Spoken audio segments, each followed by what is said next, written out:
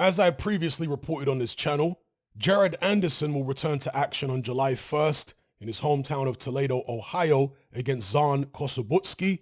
But interestingly, on the undercard will be this man, Arslanbek Makhmudov. He is an unbeaten Russian heavyweight, 16-0, 15 KOs. He isn't the most technical fighter, isn't the most skilled, but he's very strong. He hits very hard. He was actually the first guy to drop, not stop, because he's been stopped before, but the first guy, to my knowledge, to drop Mariusz Wach. So this guy is someone you have to at least keep an eye on. There are some people who don't think he's going to go anywhere in the heavyweight division because of how crude he is, and because of the fact that he was taking the distance for the first time in his career by Carlos Takam, although Takam was dropped a couple of times in that fight.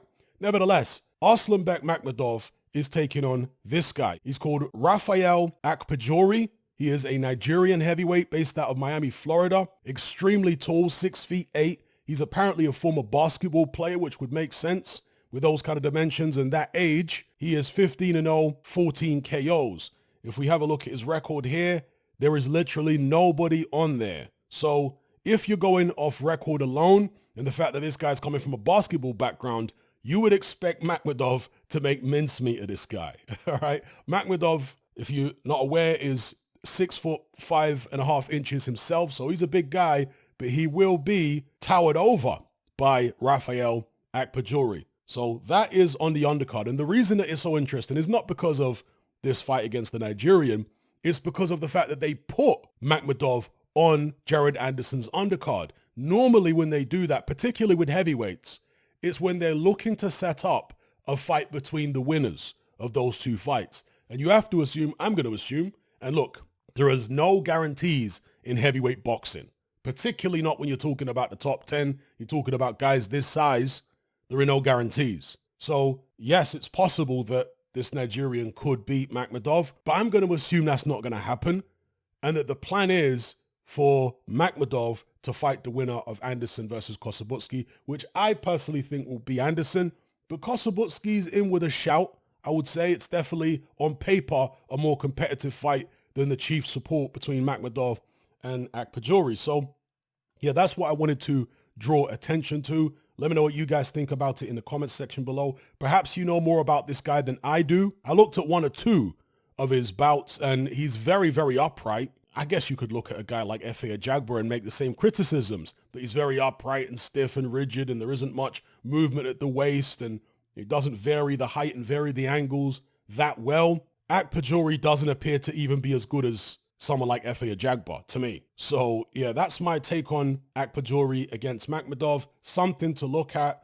And if Makhmudov and Anderson do both come through on July 1st, very interesting to see Jared Anderson in there against Makhmudov, because Makhmudov is a completely different kettle of fish, a totally different type of fighter, totally different caliber of opponent to the ones that Jared Anderson has fought up until Kossobutskiy. We'll see whether Kossobutskiy can give him any trouble. But certainly Kossobutskiy aside, Makhmudov is way, way, way more of a problem than any of the guys that Jared Anderson has fought to date. So I find that an intriguing fight if it does happen.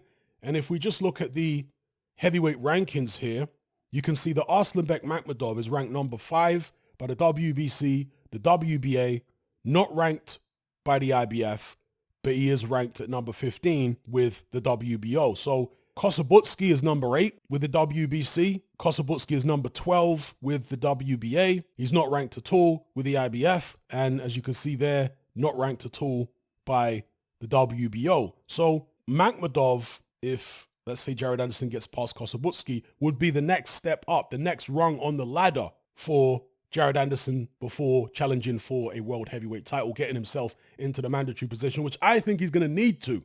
I don't see any of the heavyweight champions, whether it's Fury, Usyk, or let's say the belts get fractured and other fighters end up with some of those belts. I don't see anyone giving Jared Anderson a voluntary shot. I think that he's going to have to force his shot at the title. And hey, he's young enough. He's got plenty of time to do that.